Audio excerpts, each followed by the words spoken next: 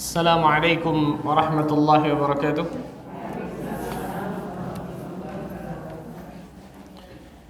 إن الحمد لله نحمده ونستعينه ونستغفره ونتوب إليه ونعوذ بالله من شرور أنفسنا ومن سيئات أعمالنا. من يهده الله فلا مضل له ومن يضلل فلا هادي له. أشهد أن لا إله إلا الله وحده لا شريك له وأشهد أن محمدا عبده ورسوله صلوات الله وسلامه عليه نبينا وحبيبنا محمد صلى الله عليه وعلى آله وصحبه وسلم. قال الله تعالى في كتابه الكريم: يا أيها الذين آمنوا اتقوا الله حق تقاته ولا تموتن إلا وأنتم مسلمون. أما بعد. Akhwati fiddin, rahimakumullah. Ibu-ibu sekalian, semoga Allah tabaraka wa taala selalu memberikan keberkahan dalam kehidupannya. Alhamdulillah, kita bersyukur kepada Allah atas segala limpahan karunia dan nikmat yang Allah azza wa jalla berikan kepada diri kita semua. Sehingga pada kesempatan yang berbahagia ini, Allah tabaraka wa ta'ala masih terus melimpahkan berbagai macam nikmatnya, karunia-Nya kepada diri kita semua, sehingga kita dapat duduk di tempat terbaik di atas muka bumi ini, yaitu fi baitin min buyutillah, di salah satu rumah dari rumah-rumah Allah azza wa jalla ini. Tidak lain tidak bukan untuk meningkatkan keimanan kita, meningkatkan ketakwaan kita kepada Allah jalla wa ala. Duduk sejenak di majelis ilmu ini, duduk sejenak di salah satu taman-taman surga di dunia ini, dan semoga Allah azza wa jalla selalu berikan ilmu yang bermanfaat kepada kita semua. Allahumma amin.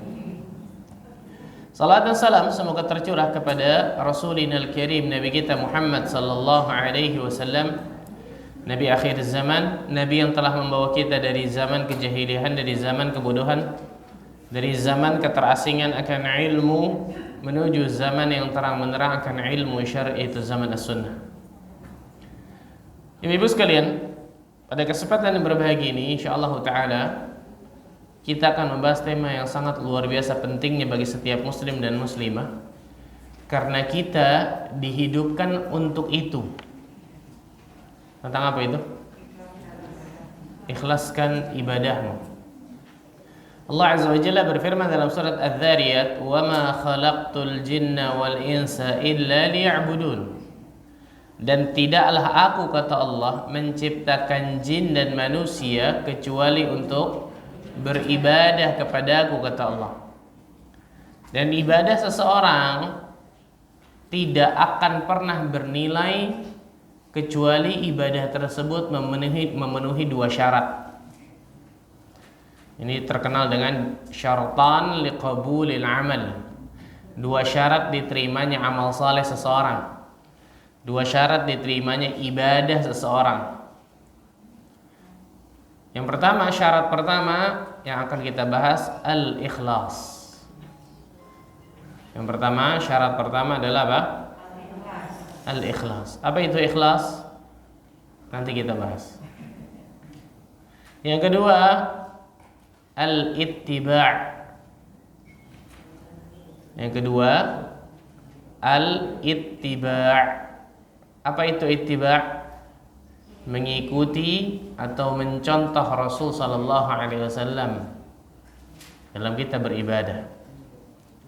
Yang di dalam kita beribadah kepada Allah, kita wajib mengikuti, mencontoh apa yang diperintahkan, apa yang dicontohkan oleh Rasul sallallahu alaihi wasallam. Enggak boleh menambah-nambah, enggak boleh mengurang-urangi.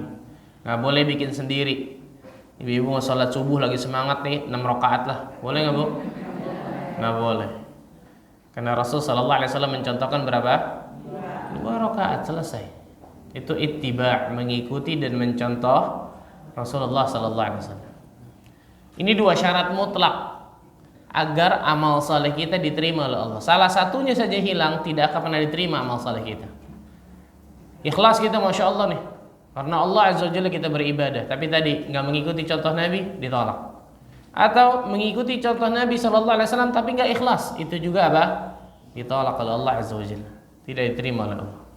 Nah, pada kesempatan berbagi ini kita akan bahas yang pertama itu tentang al-ikhlas. Salah satu syarat mutlak diterimanya amal saleh atau ibadah seseorang. Ibadah seseorang tidak ada keikhlasan tidak akan pernah diterima selama-lamanya amal ibadah itu. Dan ingat ya, ikhlas yang kita bahas ini bukan nyambung tentang masalah ujian, cobaan, musibah. Bukan itu. Itu ikhlas bahasa Indonesia. Yang kita bahas ikhlas secara syar'i. Contoh, ikhlas bahasa Indonesia nih.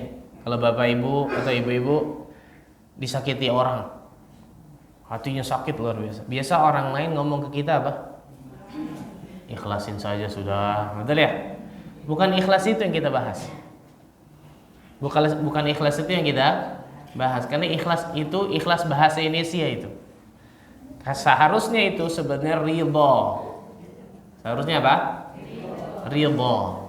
Dalam istilah syar'i namanya ridho, meridhoi, meridhokan. Ikhlas yang kita bahas ini nyambung sama ibadah. Nyambung sama amal saleh yang kita lakukan. Maka saya berikan judul ikhlaskan ibadahmu. Ibadah. Nah, apa sih ikhlas tersebut? Secara bahasa, ikhlas terambil dari kata-kata khalusa. Secara bahasa, ikhlas terambil dari kata-kata khalusa yang artinya murni, jernih, bersih. Jadi setiap bahasa Arab mempunyai kata dasar, Ibu. Khalusa. Ikhlas terambil dari kata-kata apa? Terambil kata-kata dulu, khalusa, betul ya? Khalusa artinya apa? Murni, jernih, bersih. Allah Azza wa Jalla menggunakan kata-kata ikhlas ini dalam Al-Quran dalam beberapa ayat. Salah satunya Allah Azza wa Jalla berfirman di dalam surat An-Nahl, surah 16 ayat 66. Surah ke-16 An-Nahl ayat ke-66. Allah Azza wa Jalla berfirman, "Wa inna lakum fil an'ami la'ibrah." Dan sesungguhnya dalam binatang ternak itu ada pelajaran yang kalian bisa ambil. An-Nahl 66. Dalam binatang ternak itu ada pelajaran yang kalian bisa ambil. Apa itu? Nusqikum mimma fi butunihi min baini farthin wa damin labanan khalisa. Kami berikan minum kalian dari perut binatang ternak itu yang kami pisahkan antara darah dan hewan, antara darah dan kotoran hewan tersebut, labanan khalisa, susu yang ikhlas, susu yang murni, jernih, bersih, sa'ighal lisyaribin, yang nikmat diminum oleh para peminumnya. Saya mau tanya Ibu, kita anggap ini misal susu ya. Pernahkah kita temukan dalam segelas susu yang murni ada setetes darah hewan masuk? Enggak. Pernahkah kita temukan dalam segelas susu yang murni ada setitik kotoran hewan masuk? Enggak ada, karena Allah Azza wa Jalla telah berjanji dalam Al-Quran akan memisahkan antara darah hewan, kotoran hewan, keluarnya susu yang ikhlas, keluarnya susu yang murni. Nah, itulah gambaran keikhlasan kita harusnya dalam beribadah kepada Allah. Enggak boleh susu yang murni ini tercemari dengan darah, dengan kotoran, nggak boleh. Hatta satu tetes sekalipun. Nah, makanya para ulama mengatakan itu secara bahasa tadi khuluso, murni, jernih, bersih. Para ulama menjelaskan beberapa definisi ikhlas banyak, tapi kurang lebih hampir-hampir mirip. Kita akan berikan beberapa definisi. Yang pertama, definisi ikhlas yang pertama, menjadikan Allah satu-satunya tujuan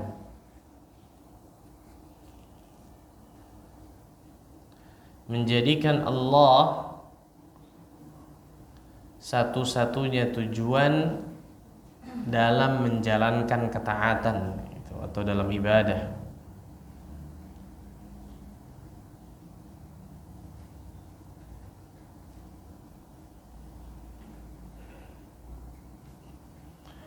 Menjadikan Allah satu-satunya tujuan dalam menjalankan apa? Ketaatan. ketaatan atau ibadah. Jadi kita jadikan Allah Azza wa Jalla sebagai satu-satunya apa? Tujuan dalam beribadah kepada Allah, sebagaimana tadi susu yang murni tadi.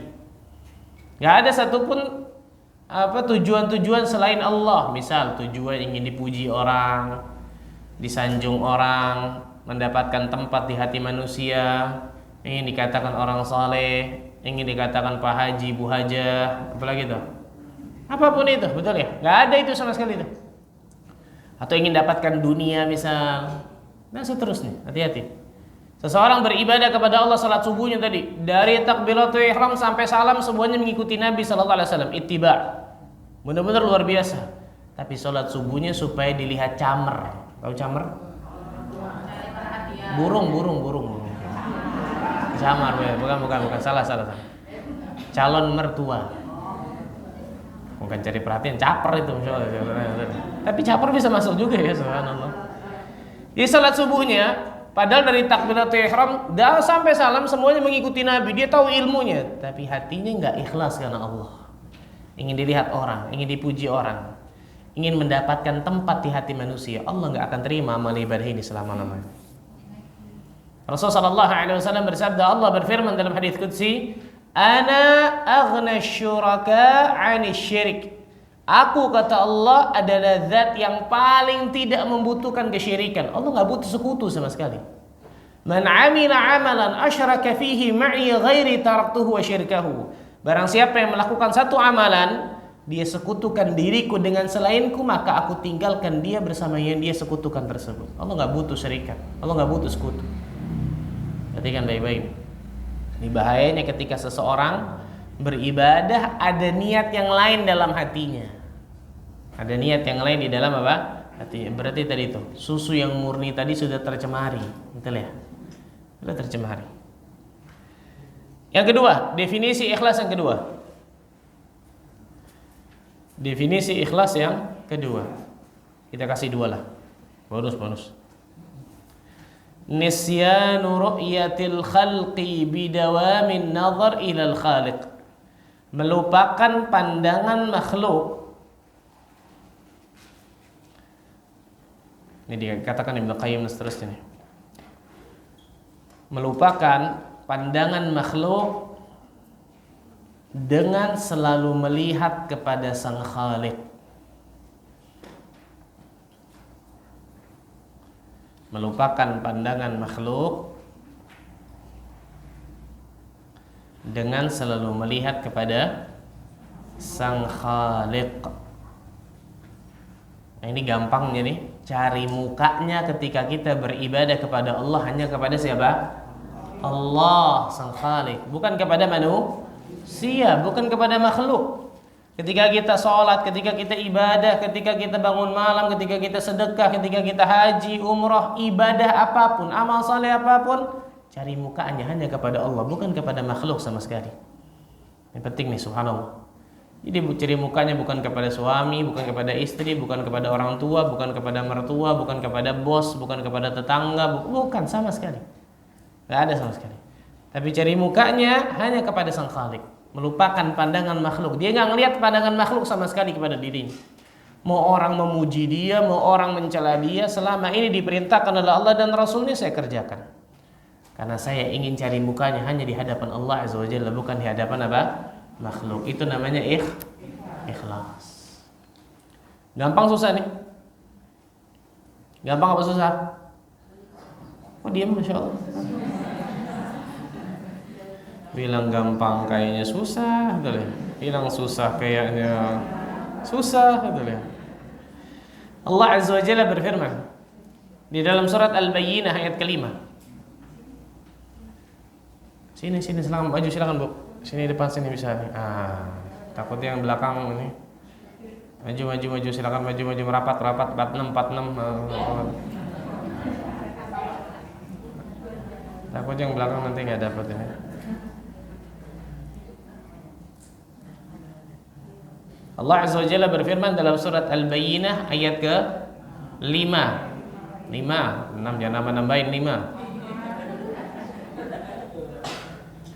Allah Azza wa Jalla berfirman, "Wa ma umiru illa liya'budu ad-din hunafa.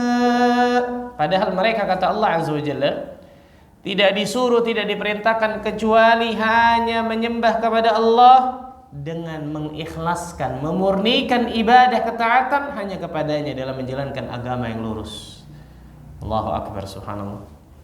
Ini di antara dalil yang paling jelas kalau masalah ikhlas, insyaallah ayat ini selalu keluar nih. Al-Bayyinah ayat ke-5.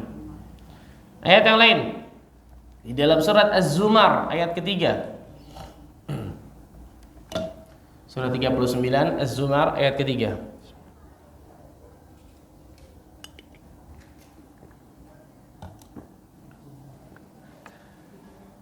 Az-Zumar ayat ke-3.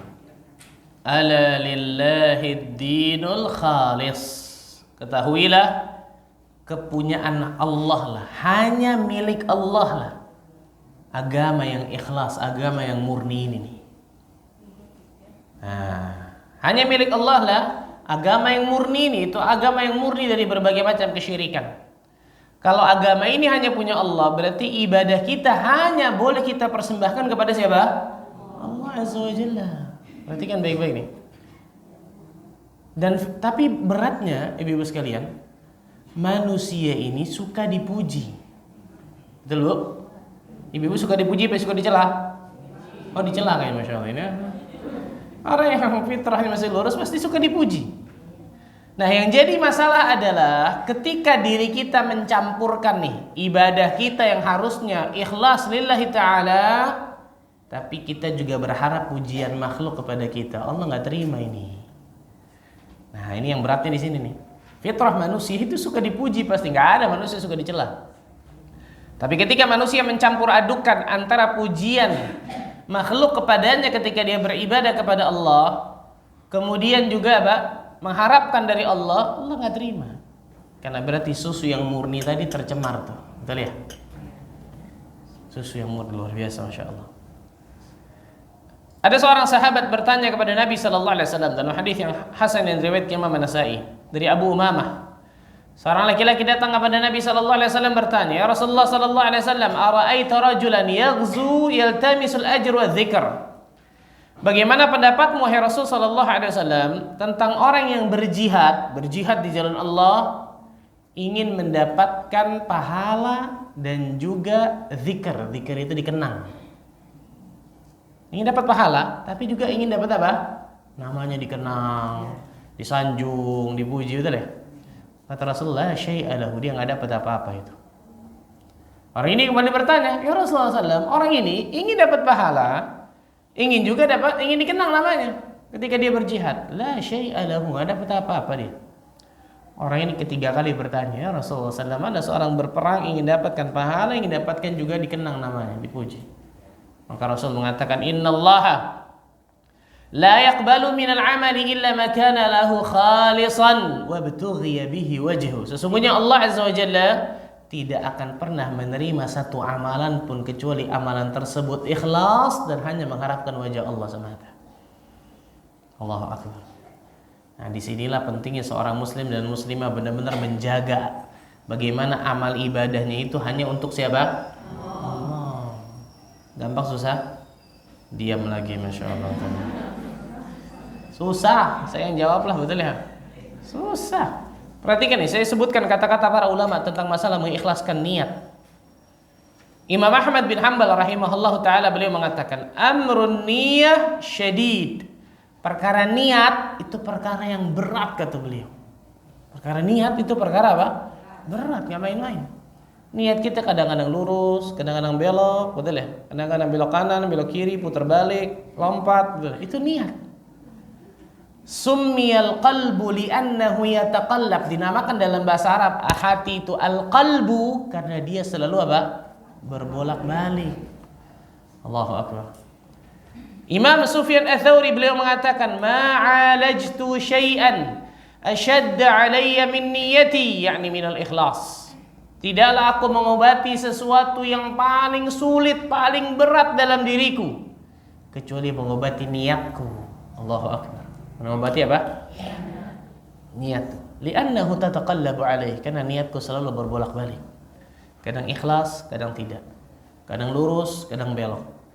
Dan gak ada jaminan hari ini nih, detik ini di tempat ini kita belajar ikhlas, oh masya Allah ikhlas, keluar dari sini akan ikhlas terus, gak ada jaminan. Pertarungan dengan syaitan, dengan iblis untuk mengikhlaskan amal ibadah kita lillah karena Allah itu sampai kita meninggal.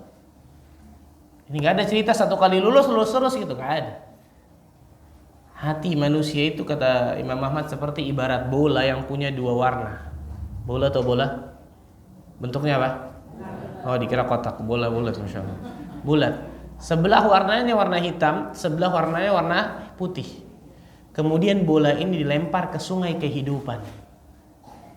Bola tadi yang hitam, ini putih. Kemudian dilempar ke sungai, gimana? Kadang yang di atas, betul ya? Itu hati manusia ketika menjalani hidupnya di atas muka bumi ini. Itu niat manusia ketika dihidup di atas muka bumi. Subhanallah, begitu terus. Sungai kehidupan. Al-Imam Yusuf bin Asbat rahimahullah berkata, takhlisun niyah min fasadiha ashaddu 'ala al-'amilin min tulil ijtihad.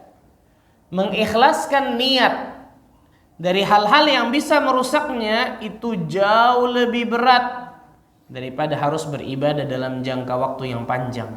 Ini kayaknya kalau kita dua-duanya susah ini, masya Allah ini.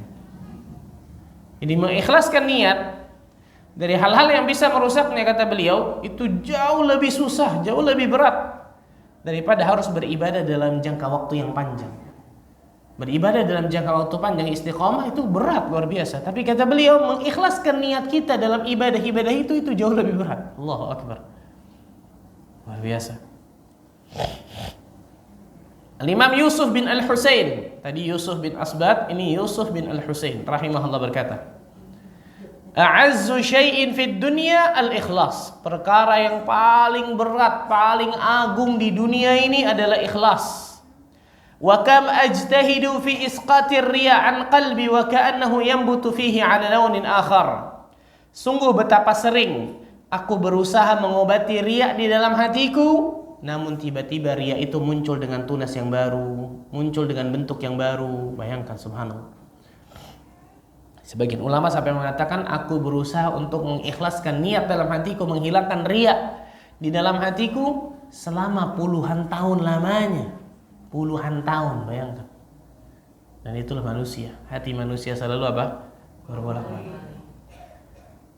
Nah, ini beratnya keikhlasan. Pertanyaan, apa lawan kata dari ikhlas? Apa lawan kata dari ikhlas? Zalim bukan? Riya dan sum'ah. Ini lawan kata ikhlas ini nih. Riya dan juga apa? Sum'ah. Ini saudara kembar nih. Mungkin beda ibu mungkin, wallahu a'lam, enggak tahu. Riya dan juga sum'ah. Dalam sebuah hadis yang sahih yang diriwayatkan Imam Ahmad, Rasul sallallahu alaihi wasallam mengatakan di hadapan para sahabat, "Inna akhwafa ma akhafu 'alaikum asyirkul asghar." Sesungguhnya yang paling aku takutkan kepada kalian, bayangkan sahabat Rasul sallallahu alaihi wasallam takut sahabat kena penyakit ini. Inna akhwafa ma akhafu 'alaikum asyirkul asghar. Sesungguhnya yang paling aku takutkan kepada kalian itu asyirkul asghar, syirik yang kecil. Fasu'ila anhu, ketika ditanyakan apa itu syirkul asghar wahai Rasul sallallahu alaihi wasallam, faqala ar-riya, maka itu adalah riya. Apa itu riya? Segala sesuatu pasti punya jazakillah khair. Segala sesuatu dalam bahasa Arab pasti punya kata dasar. Riya terambil dari kata-kata ra'a yara, yang artinya melihat. Ra'a yara, yang artinya apa? Melihat.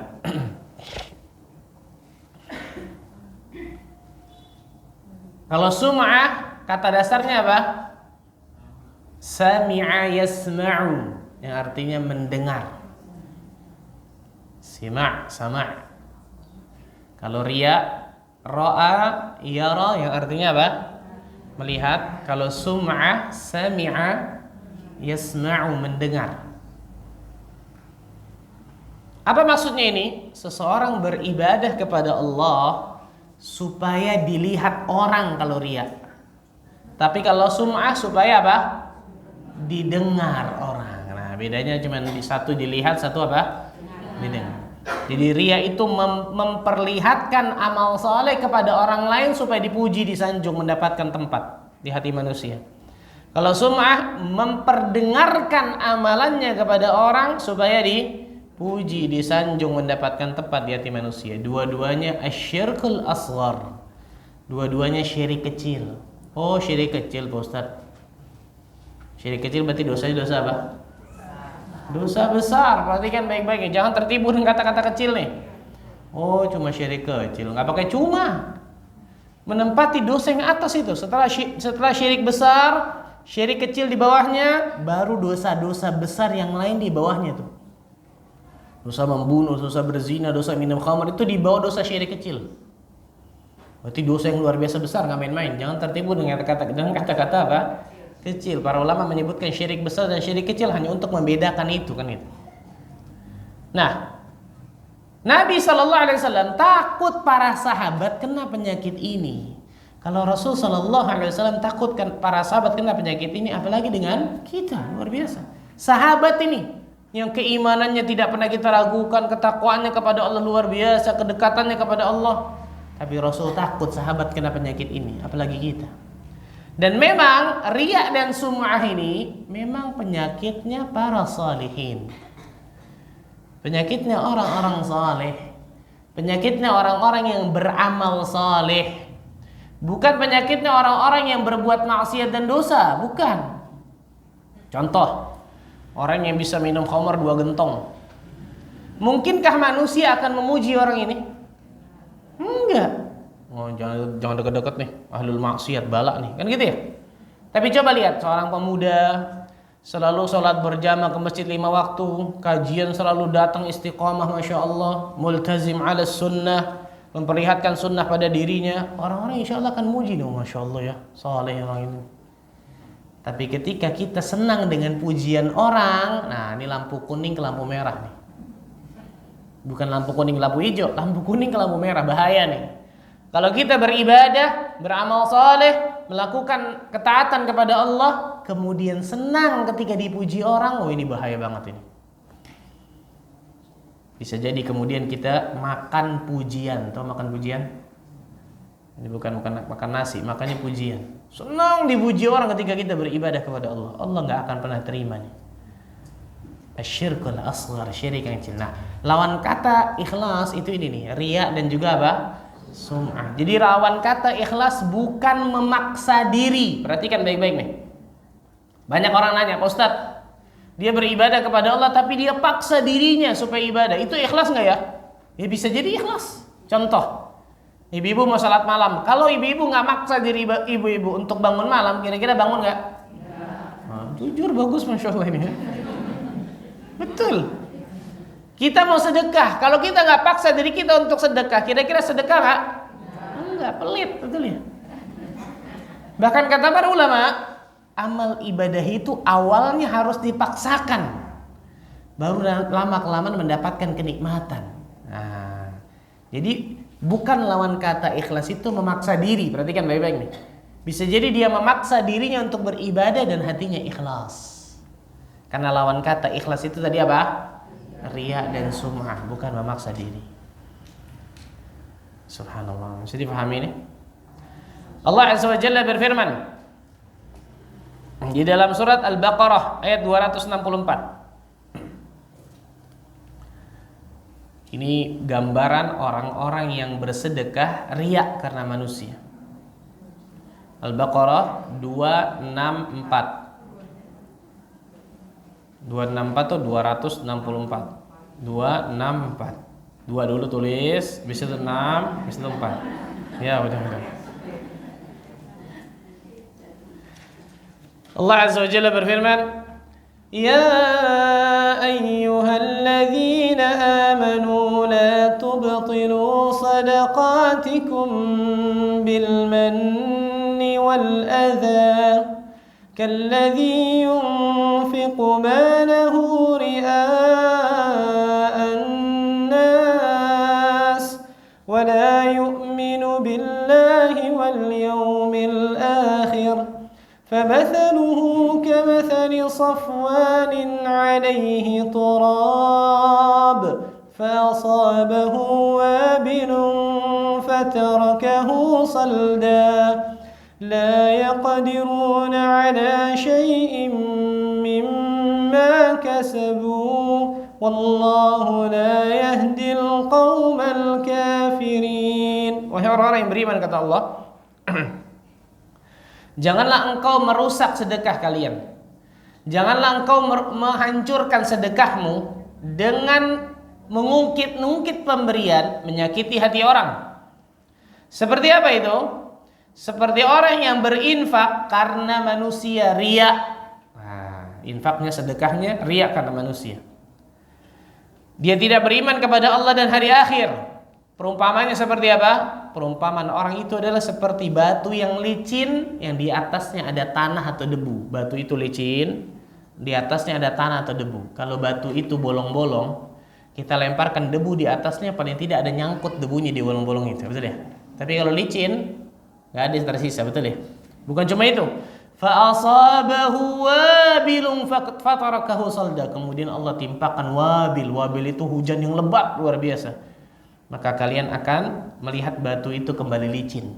Itu gambaran yang tragis bagi orang-orang yang beribadah kepada Allah, riya. Contohnya sedekah. Allah tidak akan berikan sedikit pun pahala, nggak akan Allah berikan kepada orang ini.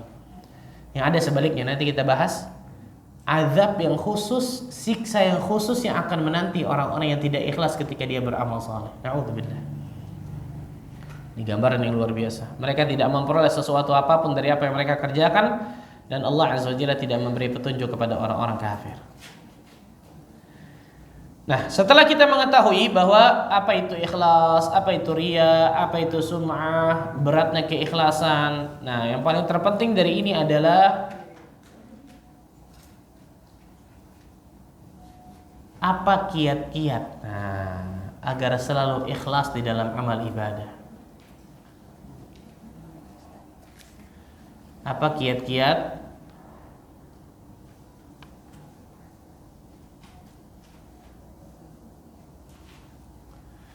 kiat-kiat agar selalu ikhlas di dalam ibadah?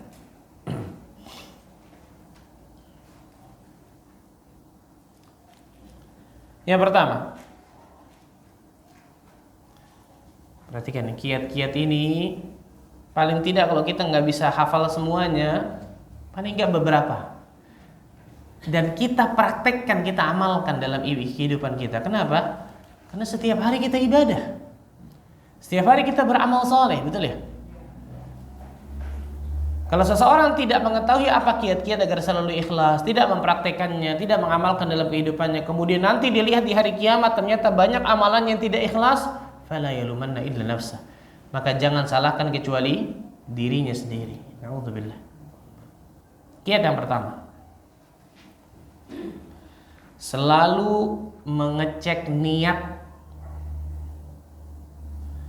Selalu mengecek niat.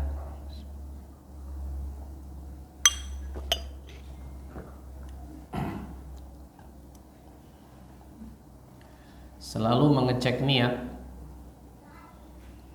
sebelum koma tahu ya koma ya? Jangan tulis koma, jangan. Selalu mengecek niat sebelum koma, ketika,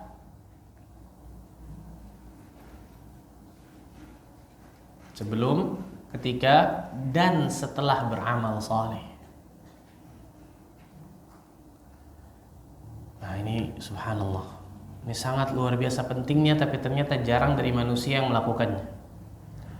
Selalu ngecek niat kita sebelum kita beramal saleh, ketika sedang beramal saleh, dan setelah beramal saleh. 3 kali.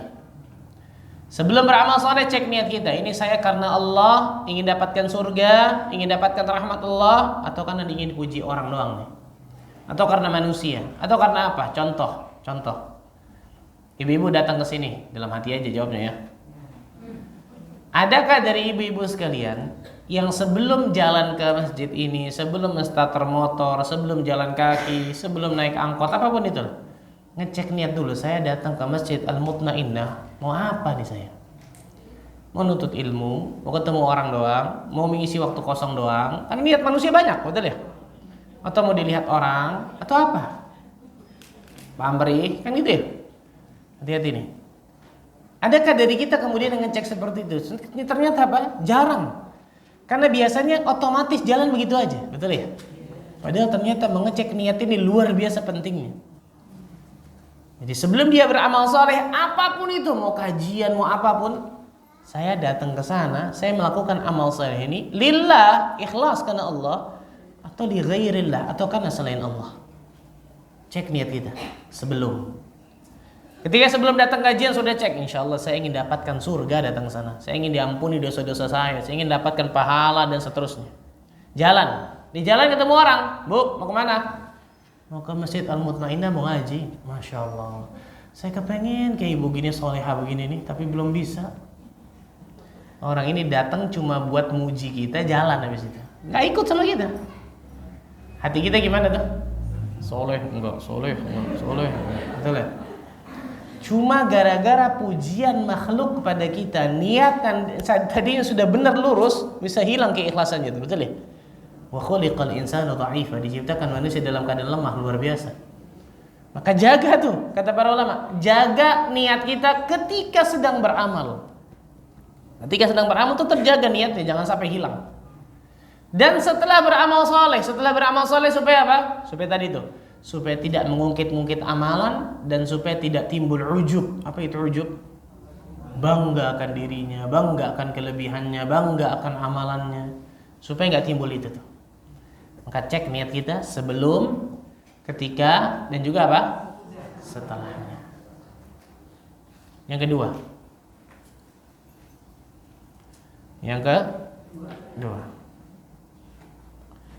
Menyadari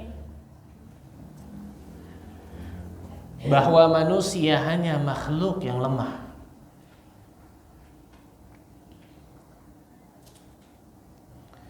Menyadari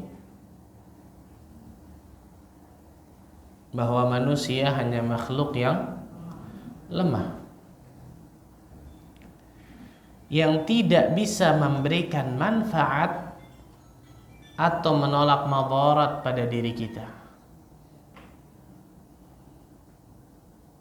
Menyadari bahwa manusia hanya makhluk yang lemah, yang tidak bisa memberikan manfaat atau menolak madarat pada diri kita. Ini penting nih, ini masalah tauhid nih. Tingkat ketergantungan hati manusia kepada Sang Khaliq, bukan kepada makhluk.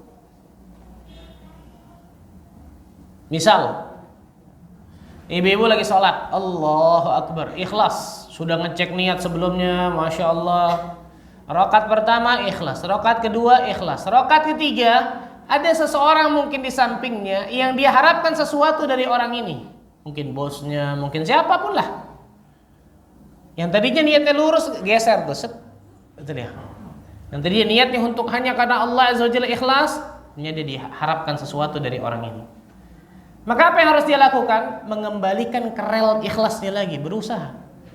Ingat bahwa amal soleh gak akan pernah dibalas kecuali ikhlas. Ingat tentang surga, ingat tentang neraka. Sempat hilang lagi, balikin lagi. Sempat hilang lagi, balikin. Yang akan Allah lihat endingnya, ujungnya nanti. Ketika assalamualaikum, assalamualaikum. Ikhlas apa enggak? Ya, kita mau jalan ke Bandung, nyampainya ke Bogor, nggak nyambung tuh, betul ya? Maksudnya apa? Amal ibadah itu yang nyambung, yang satu kesatuan, yang akan Allah lihat itu awal dan akhir. Awal dan akhir. Perhatikan baik-baik. Ketika muncul dalam hati kita sesuatu nih, mengharapkan pujian dari orang, mengharapkan dunia dari dia. Wah, dia orang besar, dia pejabat, dia ini. Dia makhluk sama kayak kita. Nggak bisa apa-apa dia. Nggak bisa memberikan manfaat kepada kita, nggak bisa menolak madarat dalam diri kita kecuali Allah yang kasih izin baru bisa. Betul? Betul. Mau dia orang terkaya di dunia lagi, mau dia orang terpandang di dunia, mau dia orang raja paling terbesar di dunia, makhluk lemah. Kalau Allah bilang mati sekarang, mati, selesai. Masa kepada orang seperti ini kita harapkan sesuatu darinya? Yang nggak punya surga, nggak punya neraka, betul ya? Ingat, masukkan dalam hati kita nih. Ini bukan kemudian merasa diri kita lebih dari dia ya, bukan itu maksudnya. Tapi supaya kita tidak berharap sedikit pun kepada apa? Makhluk. Apa kata para ulama? Di dunia ini banyak sekali kekecewaan, tapi kekecewaan yang paling berat adalah ketika kita menyandarkan hati kita kepada makhluk. Itu pasti kecewa tuh. Pasti kecewa. Hati-hati nih, subhanallah.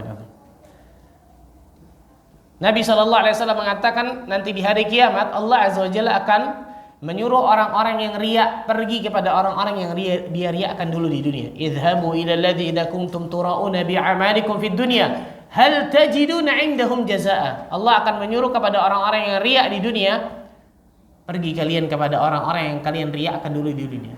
Orang yang riya kepada bosnya pergi ke bosnya. Orang yang riya kepada gurunya pergi ke gurunya. Orang yang riya kepada mertuanya pergi ke mertuanya. Hal tajiduna 'indahum jazaa'a.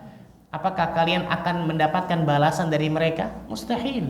Yaumul qiyamah nafsi nafsi, diriku dan diriku. Manusia akan hanya memikirkan dirinya dan dirinya, enggak sempat mikirkan nasib orang lain gimana. Maka sadari dalam hati kita, manusia yang kita harapkan sesuatu darinya, siapapun manusia ini, dia makhluk. Makanya ulama, orang yang berilmu, hidupnya aziz, hidupnya itu mulia. Kenapa? Nggak pernah dalam hatinya sedikit pun bergantung kepada makhluk, nggak ada. Nggak ada. Coba tuh lihat. Para ulama itu hidupnya luar biasa nikmat.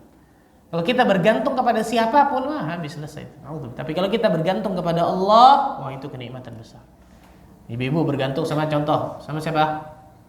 Suami, betul ya? Wah siapa lagi yang bisa berikan rezeki kalau bukan suami? Nggak boleh ini, perhatikan baik-baik. Nggak boleh nih. Berapa banyak orang ketika ditinggal mungkin meninggal dari suaminya mengatakan perkara-perkara yang ternyata apa? Nggak boleh dia katakan itu. Dia mendapatkan rezeki dari suaminya, betul, itu sebab. Tapi yang memberikan rezeki siapa? Allah tabaraka wa ta'ala. Perhatikan baik-baik. Yang ketiga, kiat agar selalu ikhlas. Yang ketiga,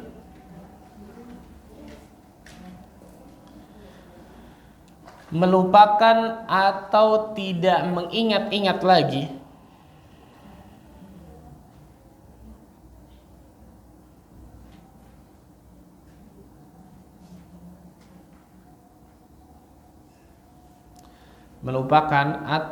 mengingat-ingat lagi amal soleh yang sudah kita kerjakan.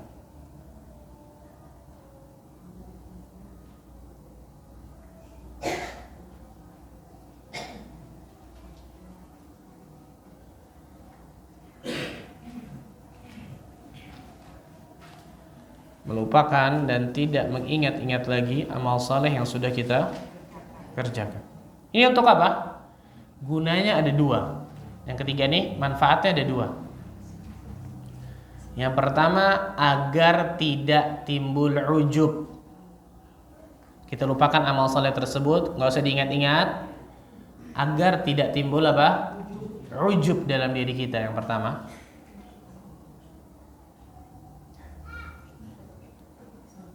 agar tidak timbul ujub nanti di kemudian hari. Oh itu saya tuh yang bangun tuh, oh itu saya yang ini tuh, saya yang ini. Nah hati-hati nih. Yang kedua, agar tidak mengungkit-ngungkit amal salehnya. Udah lupain sudah. Agar tidak mengungkit-ngungkit amal salehnya tersebut di kemudian hari.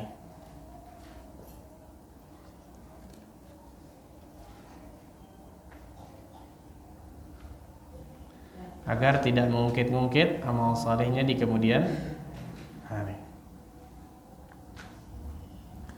Melupakan dan tidak mengingat-ingat lagi di sini bukan berarti kemudian tidak berdoa, ya Rabbana taqabbal minna innaka antas samiul alim. Itu tetap, betul ya?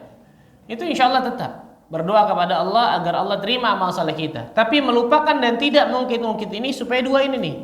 Supaya di kemudian hari tidak timbul ujub dalam diri kita dan tidak mungkit-mungkit amal saleh kita kepada orang lain atau kepada Allah bahkan. Ya Allah, saya sudah ini, saya sudah ini, saya sudah ini, saya sudah ini. Kok nggak dikabul-kabulkan ya doa saya? Nggak usah. Mau apa disebutin kayak gitu, subhanallah. Ini berbeda ketika seseorang bertawasul dengan amal salehnya, ini lain cerita. Ya Allah, kalau amal saleh ini ikhlas aku lakukan, tolong kabulkan doaku. Ini lain. Tapi kalau mengungkit-ungkit seakan-akan kemudian apa? Seakan-akan protes sama Allah Azza wa Jalla, suudzon kepada Allah. Yang lebih parah lagi tadi, ujub, banggakan dirinya, banggakan amal salehnya. Enggak usah. Enggak usah. Ini yang ketiga. Yang keempat.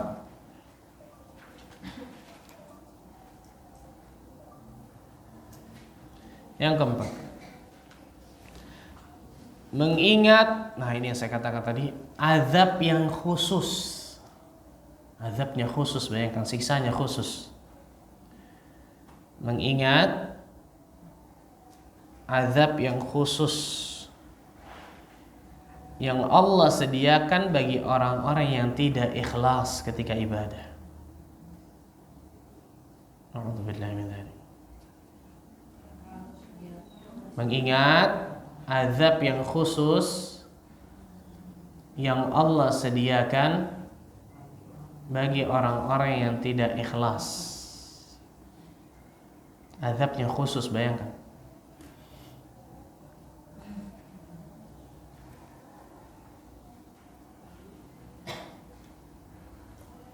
Apa itu azabnya? Ada banyak. Salah satunya Rasul sallallahu alaihi wasallam mengatakan, "Man sam'a sam'a Allahu bih, wa man yura'i yura'i Allahu bih." Barang siapa yang berbuat sum'ah, apa tadi sum'ah? Memperdengarkan amalannya supaya dipuji orang, disanjung orang, mendapatkan tempat di hati manusia, maka Allah akan bongkar di hari kiamat nantinya. Fulan telah berbuat sum'ah nih, ketika dia beramal ini, di tempat ini, detik ini, di hadapan manusia. Wa man yura'i yura'illahu bih. Barang siapa yang berbuat riya, apa riya tadi? Memperlihatkan amalannya supaya dipuji orang, disanjung, mendapatkan tempat di hati manusia. Allah juga akan bongkar perbuatan itu. Ibu-ibu sekalian, di dunia saja, kalau orang ketahuan dia berbuat riya ketika beramal soleh, malu nggak? Luar biasa malunya, betul ya? Ini di yaumul qiyamah, di hadapan seluruh makhluk. Di hadapan seluruh makhluk, Allah Azza wa Jalla akan bongkar. Fulan telah riya, telah sum'ah ketika dia beramal soleh ini. Dia ingin dipuji orang, dia ingin disanjung orang. Di hadapan seluruh makhluk. Ini azab tersendiri nih. Na'udzubillah min dzalik. Yang kedua, hadis ma'ruf tentang 3 orang yang paling pertama diadili di hari kiamat. Yang pertama, rajulun ustushhid, orang yang mati syahid. Fa'arafa ni'amahu fa'arafaha. Kemudian Allah sebutkan tentang nikmat-nikmat yang Allah berikan kepadanya, dia mengakuinya. Berupa pandai memainkan pedang, keberanian yang hebat, strategi perang. Allah bertanya kepada orang ini, "Wa ma 'amilta fiha ya fulan?" Untuk apa engkau berbuat semua ini berjihad untuk apa? Allah ngetes dia, masih mau bohong orang ini. Fika ya Allah, karenamu ya Allah ikhlas. Kadzabt, bohong kau, dusta, kata Allah. Engkau melakukan itu semua liyuqal annaka jari, agar manusia anggapmu orang-orang yang pemberani, pahlawan. Faqad qil, dan engkau telah dapatkan itu di dunia. Perhatikan nih. Berarti dari hadis ini terkadang Allah Azza wa Jalla mengabulkan permohonan orang-orang yang riya di dunia. Dia mau apa nih? Dielulukan masyarakat, namanya naik luar biasa di manusia, nih Allah kasih nih di dunia doang. Tapi apa yang mereka dapatkan di hari akhirat? Thumma umira bihi fasuhiba ala wajhihi thumma ulqiya fin nar. Kemudian malaikat diperintahkan untuk menyeret mukanya, mencampakkan ke dalam api neraka. Orang pertama. Orang yang kedua, rajulun ta'allama al-ilma wa 'allamahu wa qara'a al-Qur'an. Seorang yang belajar ilmu agama, mengajarkan ilmu agama, membaca Al-Qur'an. Allahu akbar, seorang dai berarti ini. Belajar ilmu agama, mengajarkan ilmu agama kepada manusia, baca Al-Qur'an. Kemudian Allah sebutkan nikmat-nikmat yang Allah berikan kepadanya. Dari ilmunya luar biasa, retorika dakwahnya mungkin bagus, Masya Allah, baca Qur'annya mungkin luar biasa bagus. Wa ma'amilta fiha ya fulan. Untuk apa engkau berbuat semua itu? Untuk apa? Ikhlas karenamu ya Allah, fika ya Allah. Kadzabt, bohong, dusta engkau. Allah Azza wa Jalla Maha tahu, betul ya? Engkau melakukan itu semua liyuqal annaka alim, liyuqal annaka qari, agar manusia menganggapmu orang yang alim, pintar akan ilmu agama Allah. Qari, pintar baca Al-Qur'anul Karim. Faqad qil, dan engkau telah dapatkan itu di dunia. Thumma umira bihi fasuhiba ala wajhihi thumma ulqiya fin nar. Kemudian malaikat diperintahkan untuk menyeret mukanya, mencampakkan ke dalam api neraka. Nasallallahu alaihi wasallam. Orang yang ketiga. Rajulun wasa'allahu rizqahu wa amwalahu. Seorang yang Allah luaskan rizkinya dan hartanya. Wah, kaya raya Masya Allah orang ini. Hartanya berlimpah, rekeningnya gendut, betul ya Masya Allah.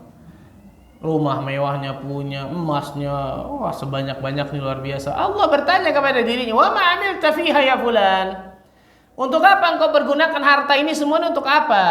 Apa kata orang ini? Ya Allah, tidak ada satu jalan di mana jalan tersebut engkau ridhai kecuali pasti aku infakkan hartaku di jalan itu. Kadzab, kata Allah, bohong kau, dusta.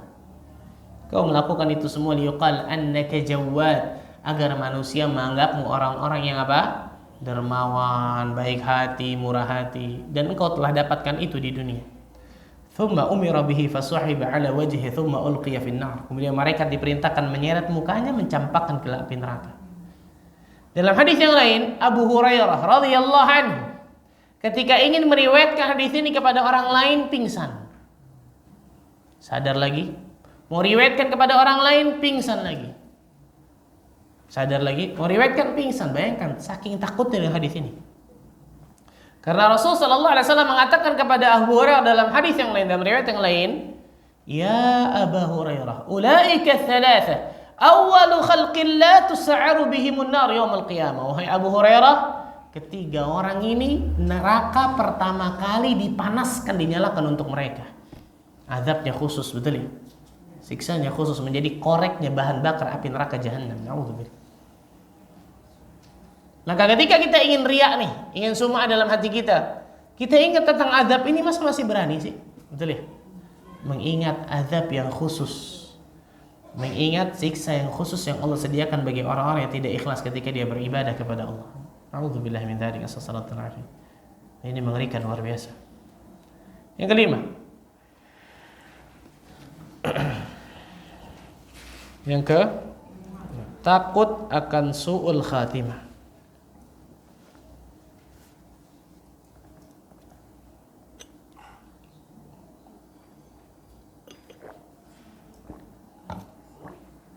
Takut akan su'ul khatimah. Orang-orang yang selalu riya, selalu sum'ah di dalam amal ibadahnya, ditakutkan Allah Azza wa Jalla akan wafatkan dia dalam keadaan seperti itu. Kan lagi riya, Allah detik itu Allah wafatkan, gimana tuh? Riya tadi buat dosa apa? Dosa kecil, dosa besar? Dosa besar, betul ya? Meninggal dalam keadaan melakukan dosa besar, su'ul khatimah, na'udzubillah min dzalik. Bayangkan, na'udzubillah. Kullu ina'in bima fihi yandah. Setiap ina itu ceret, bejana, itu akan keluar persis seperti yang di dalamnya. Dalamnya teh, dituangnya teh. Dalamnya kopi, dituangnya kopi. Nggak mungkin dalamnya air putih, dituangnya tiba-tiba jadi teh, sulap namanya, betul ya? Maksudnya apa? Kebiasaan kita manusia di dunia ini biasanya keluarnya di sakaratul maut. Perhatikan nih, man 'asha 'ala syai' mata 'alaihi. Barang siapa yang hidup di atas suatu pola kebiasaan, maka biasanya Allah akan wafatkan di pola kebiasaannya tersebut. Kebiasaannya ngapain nih? Gibahin orang. Jangan kaget ketika lagi gibahin orang, mood, tiba-tiba mati, naudzubillah. Tiba-tiba lagi beribadah riya, naudzubillah, Allah cabut nyawanya. Gimana tuh? Su'ul khatimah, naudzubillah. Allahu akbar. Dalam hadis disebutkan, innar rajula la ya'malu bi'amali ahlil jannah. Sesungguhnya ada seorang laki-laki beramal dengan amalan penghuni surga, hatta ma yakunu bainahu wa bainaha illa dhira', sampai tidak memisahkan antara dirinya dan surga kecuali cuma sehasta.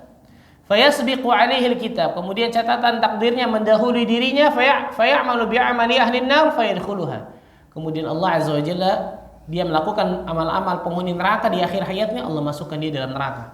Hadis ini ada penjelas dari hadis yang lain. Ini hadis yang riwayat Imam Bukhari. Ada penjelas dari hadis yang lain, riwayat Bukhari juga, riwayat Abu Dawud. Innar rajula la ya'malu bi'amali ahlil jannah fima yabdu linnas.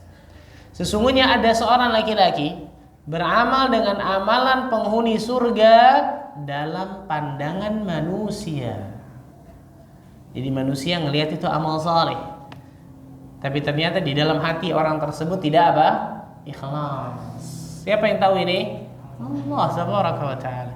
Maka orang seperti ini ditakutkan ketika di akhir hayatnya Allah akan wafatkan dia dalam keadaan apa? su'ul khatimah. Na'udzubillah. Nasallallahu salatu wal afiyah. Yang keenam, sering menyembunyikan amal saleh.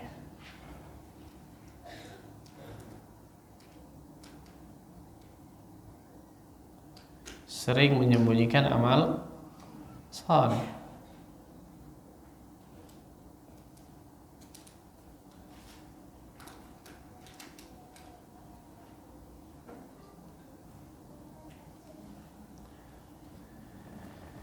Allah tabaraka wa taala berfirman dalam surat Al-Baqarah ayat 271.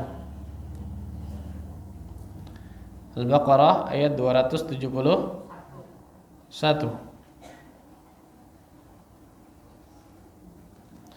In tubdu as-sadaqati fa ni'mahi wa in tukhfuha wa tu'tuha al-fuqara fa huwa khairul lakum. Jika kalian menampakkan sedekah kalian, itu baik dengan syarat ikhlas. Dan jika kalian menyembunyikannya dan memberikannya kepada orang fakir, itu lebih baik. Dari ayat ini kata para ulama mengambil kesimpulan amal saleh hukum asalnya itu lebih bagus disembunyikan. Ya hukum asal ya. Amal saleh itu lebih bagus hukum asalnya disembunyikan kecuali dua keadaan. Dari ayat ini nih, amal saleh hukum asalnya itu lebih bagus disembunyikan kecuali dua keadaan. Yang pertama, amal saleh yang tidak bisa disembunyikan. Amal saleh yang nggak mungkin bisa disembunyikan. Karena ada amal saleh yang bisa disembunyikan, ada amal saleh yang nggak bisa disembunyikan. Contoh, ibu-ibu datang ke sini nih, kan nggak mungkin ibu-ibu semua pakai helm satu-satu, betul ya? Siapa ini? Saya nggak mau, nanti takut teriak, masya Allah. Nggak bisa, nggak mungkin. Laki-laki sholat berjamaah ke masjid. Kenapa nggak sholat berjamaah ke masjid, Pak? Saya takut teriak, ngeles ini. Amal soleh itu amal soleh nggak mungkin bisa disembunyikan. Beda sedekah, bisa nggak? Bisa. Sholat malam, bisa nggak? Istighfar, bisa nggak? Zikir, doa, baca Quran, bisa semua tuh, betul ya? Jadi puasa sunnah betul, masya Allah. Ada sebagian amal soleh yang nggak mungkin bisa disembunyikan. Umroh, haji, nggak kelihatan orang. Gimana caranya? Mustahil. Nuntut ilmu misal, nggak bisa. Tapi ada amal-amal saleh memang bisa disembunyikan. Maka amal-amal saleh yang bisa disembunyikan, usahakan ada amal saleh yang cuma diri kita dan Allah yang tahu. Nah, karena itu biasa akan lebih menjaga keikhlasan kita, kata para ulama. Yang kedua, amal saleh lebih bagus disembunyikan kecuali dua keadaan. Yang kedua, kalau kita yakin. Kalau kita yakin amal saleh yang kita kerjakan akan diikuti orang lain.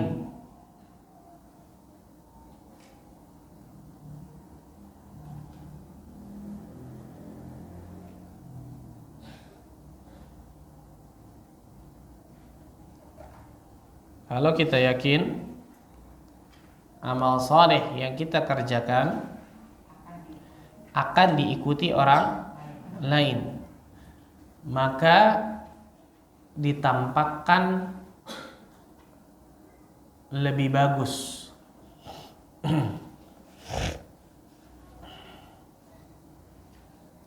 Maka ditampakkan lebih bagus. Kenapa?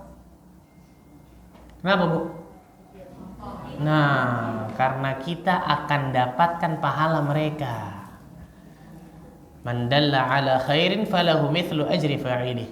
Barang siapa yang menunjuki kepada kebaikan, maka dia akan mendapatkan pahala orang yang mengikutinya. Jadi niatnya ketika dia menampakkan itu supaya orang tahu ini sunnah, orang ngikutin, saya dapat pahala mereka. Contoh, ibu-ibu masang status WA atau IG. kajian di Masjid Al-Mutmainnah dengan Ustadz Ahmad Bazher jam 8 dan seterusnya, supaya orang sebanyak-banyaknya baca datang. Betul ya? Siapapun yang datang dengan membaca flyer tersebut yang mungkin kita bikin atau kita sebar, kita dapatkan pahala orang tersebut tanpa dikurangi sedikit pun tuh. Jadi niatnya bukan untuk riya, tapi untuk apa? Mendapatkan pahala mereka berdakwah, kan itu ya? Nah ini boleh jelas, bahkan lebih bagus kita akan dapatkan pahala mereka. Tapi kata para ulama, yang kedua ini tetap penjarakan niatnya, tetap jaga niatnya. Niat awalnya benar bagus supaya orang datang, masya Allah. Orang yang datang itu datang, masya Allah. Gara-gara ente nih kita baca datang ke sini, masya Allah. Hati kita gimana? Iya dong. Lisan kita sih nggak ngomong, masya Allah, tapi hati gitu. Oh iya. Kalau anak nggak sebar nanti nggak datang ke sini, masya Allah. Hati-hati nih. Niat awalnya sudah benar untuk menyebarkan, untuk mendapatkan pahala orang lain, tapi gara-gara pujian orang bisa hilang lagi tuh, hati-hati. Maka perhatikan baik-baik. Abu Bakar As-Siddiq radhiyallahu anhu ketika dipuji oleh orang doa, Allahumma la tu'akhidni bima yaqulun. Ya Allah, jangan azab diriku dari apa yang mereka katakan kepadaku.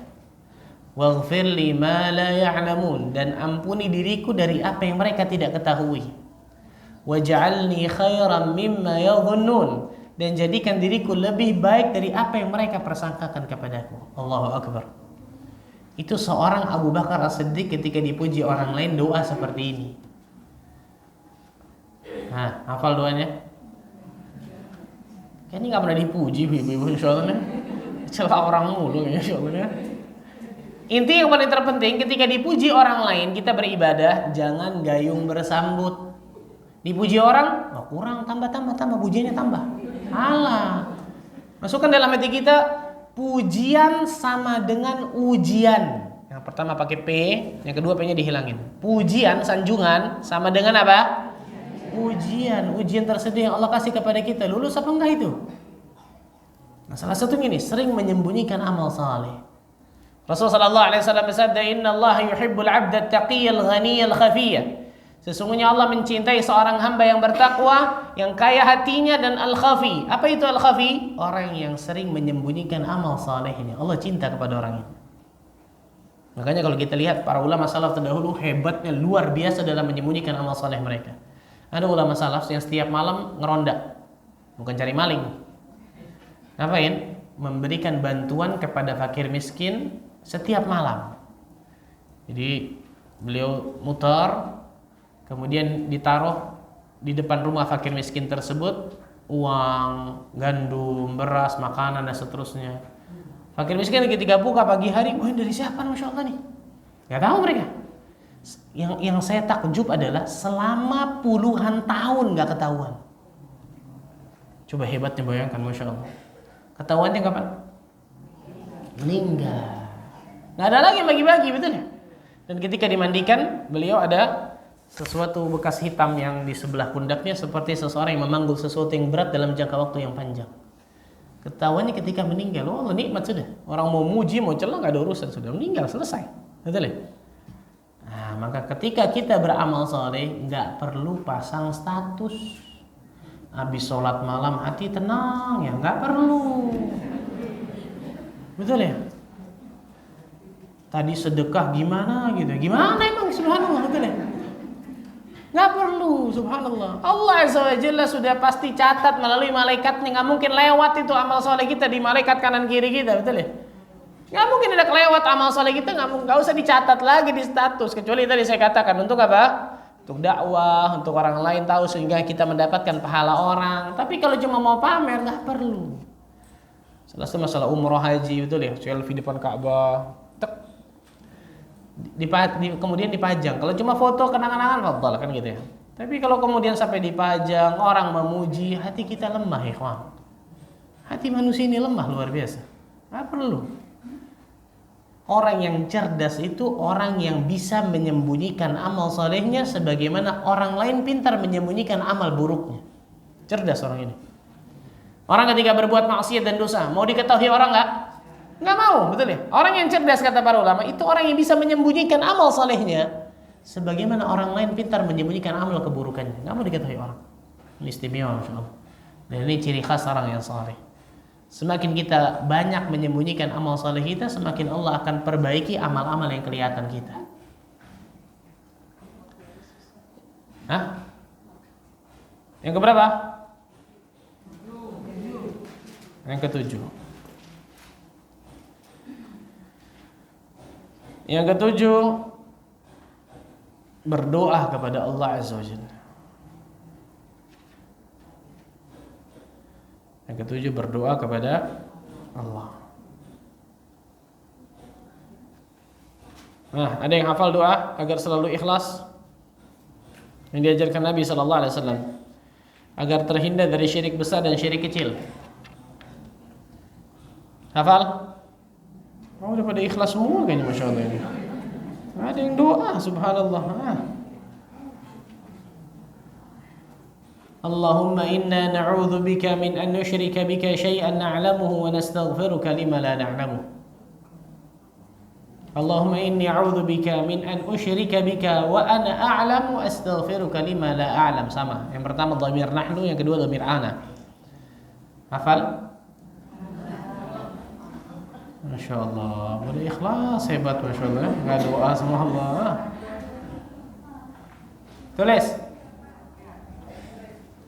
Tulis dihafal. Perhatikan ya. Saya ketemu lagi sini kapan nih? 2 bulan lagi Masya Allah ya. Saya tanya nanti Masya Allah. Satu-satu saya tanya nih. Udah hafal apa belum ya? Ini tulis, Masya Allah tulis. Ngafal kagak Masya Allah nih. Ini bukan buat saya betul ya. Buat siapa? Buat kita sendiri. Tulis, hafalkan, baca ketika sujud, baca ketika akhir tasyahud sebelum salam, baca ketika sepertiga malam, baca ketika hujan turun, baca di waktu-waktu istijabah doa. Betul ya? Allahumma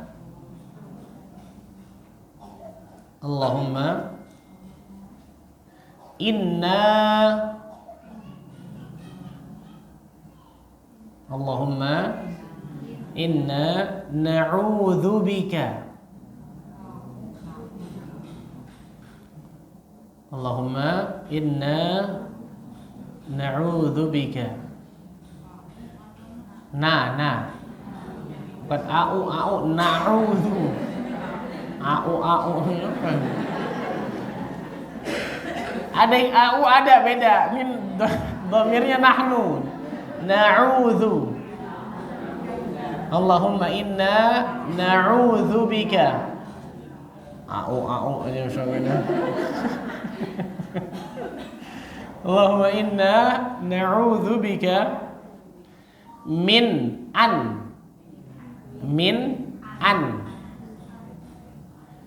nusyrika bika.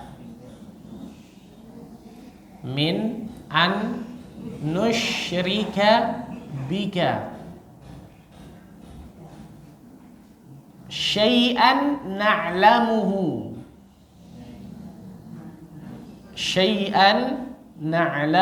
Allahumma inna na'udzu bika min an nusyrika bika syai'an na'lamuhu. Allahumma inna na'udzu bika min an nusyrika bika syai'an na'lamuhu.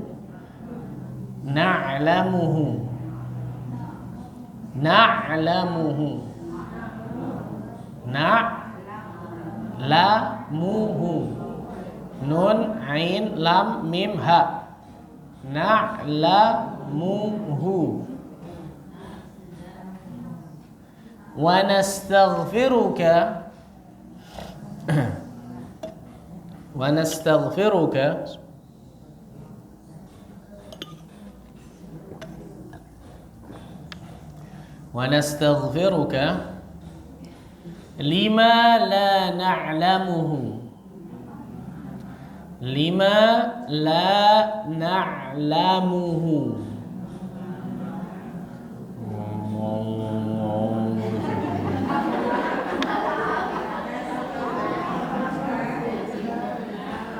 lima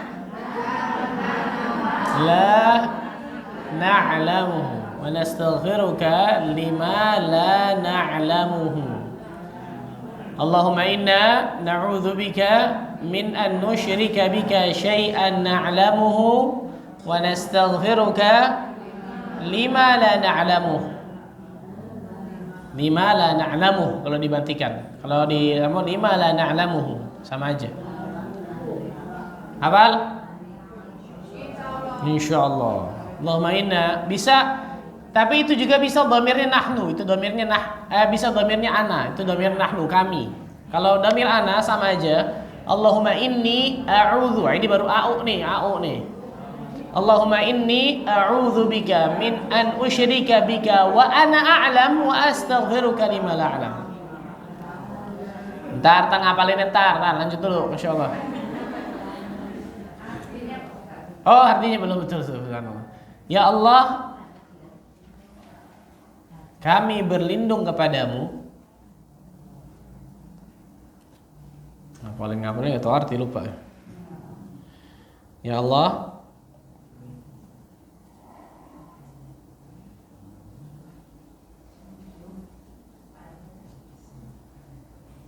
kami berlindung kepadamu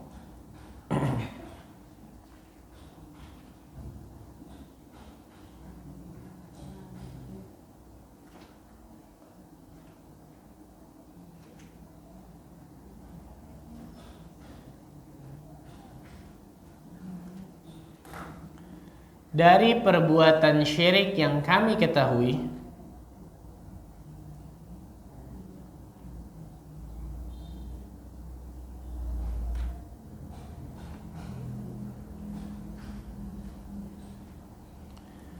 dari perbuatan syirik yang kami ketahui,